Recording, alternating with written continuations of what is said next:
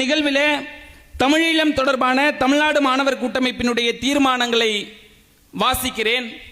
தீர்மானம் 8, ஒற்றையாட்சிக்குள் அரசியல் தீர்வுக்கான ஆரம்ப புள்ளியாக எதையும் கொள்ள முடியாது என்று தமிழ்நாட்டு தனது நிலைப்பாட்டை அறிவிக்க வேண்டும்.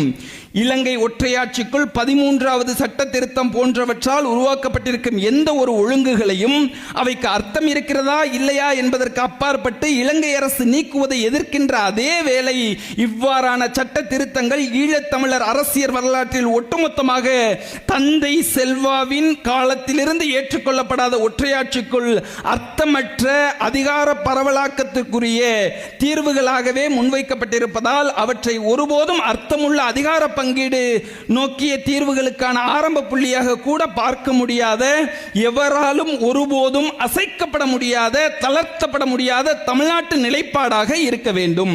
ஈழத்தமிழர் தேசத்தின்